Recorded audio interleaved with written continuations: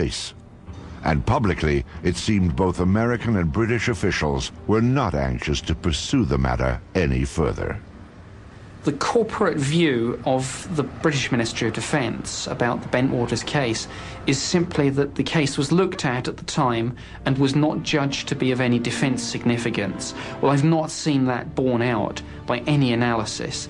It certainly seems to be an example of bureaucracy gone mad if you have something like this happen and people blandly say it's of no defence significance. Years later, the official position concerning the Bentwaters incident was revisited. This time it was brought before Parliament by no less than a former British Chief of Defence, Lord Hill Norton. Either the Americans, and indeed the deputy base commander, were hallucinating, or they believed that something had landed there, and they had taken photographs and records of it.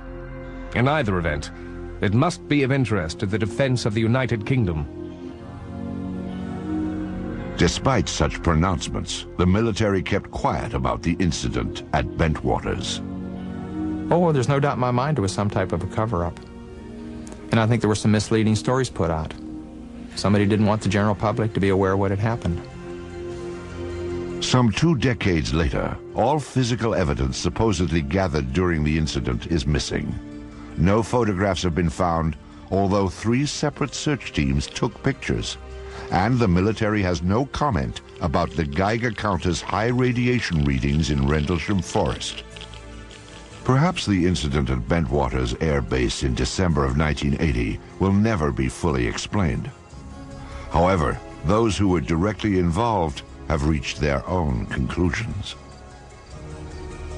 I think something totally out of the ordinary happened, something that we don't have an explanation for, and I'd certainly like to have one. Have we been visited? Perhaps. There certainly was some type of intelligent control over what we saw. I don't think there were little green men on board or whatever, and I really can't explain it. I'm firmly convinced there was some type of intelligent control. The baffling episode at Bentwaters is but one on a long list of sightings that seem to merit an in-depth and impartial investigation. Some of the most credible of these reports point to UFO penetration of sensitive defense installations.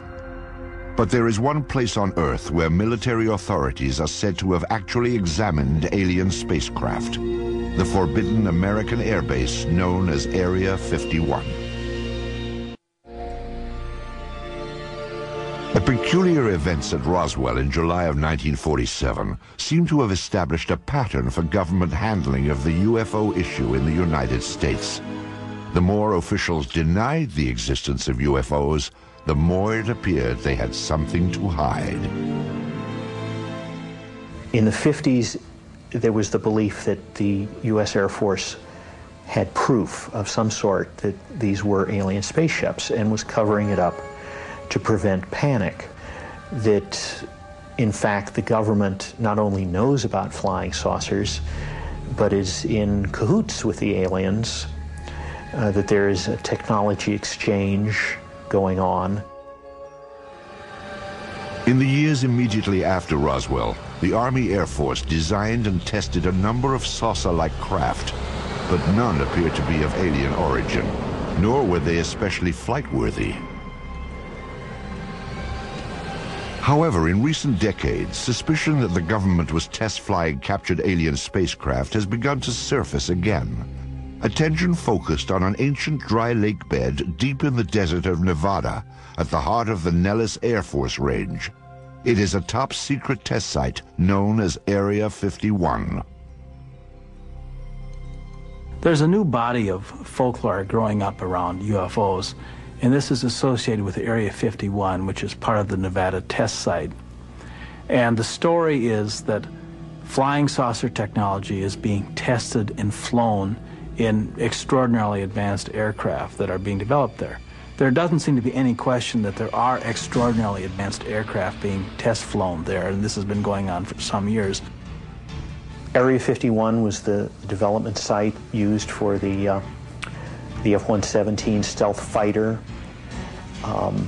U.S.-operated MiGs have flown from that area. These are extraordinary vehicles, and if you had seen, say, an F-117 in flight before it had been publicized, you would not have known what to make of it. It would have been a UFO in a very real sense, an unidentified flying object. The stealth fighter is truly an incredible aircraft which few could even dream of in the 1970s. To observers near Area 51 at that time, it would have appeared surprisingly alien and worthy itself of a flying saucer report.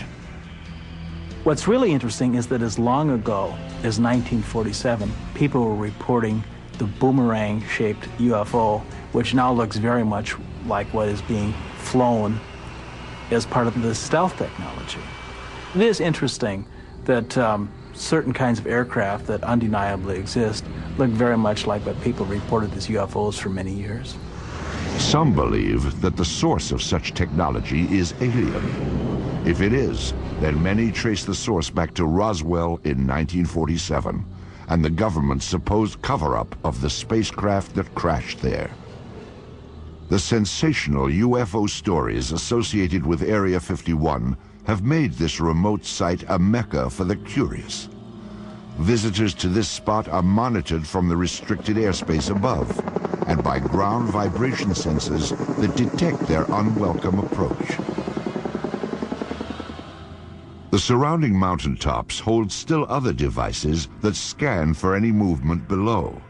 Once they are alerted, private security forces move in to discourage the curious from getting closer. For those who defy these measures, trying for a glimpse inside, there is one last chilling warning. Deadly force will be used if you come any closer. Persistent rumors about alien technology prompted the investigative arm of Congress to reopen the Roswell case in 1994. The General Accounting Office, or GAO, searched for all records related to the events of 1947 and then issued a report on their findings. The General Accounting Office report is brief, like most of their reports, and it simply describes what they did to try to discover what happened at Roswell, which was contact the usual suspects, the CIA, the FBI, the National Security Agency, and so forth, and ask if they had information on Roswell, and ask to see certain records there. But essentially, they couldn't find any documents on Roswell at all, period. In fact, the GAO revealed that every document relating to Roswell had been destroyed illegally. When you really look carefully at the phenomenon, there's no question that some UFOs are alien spacecraft, that some government officials have known this since 1947, and this is the biggest story of the millennium. Also, I think we need a new generation of journalists who will give this story the attention it deserves. If we spent 1/10 the effort that was spent on Monica Lewinsky on getting to the truth about flying saucers, we all know what was going on in 6 months. Who was responsible for destroying the Roswell papers? No one has yet been named. But now the years are passing, and those who hid the truth about UFOs may never be identified. Perhaps the more important question is, what were they trying to hide?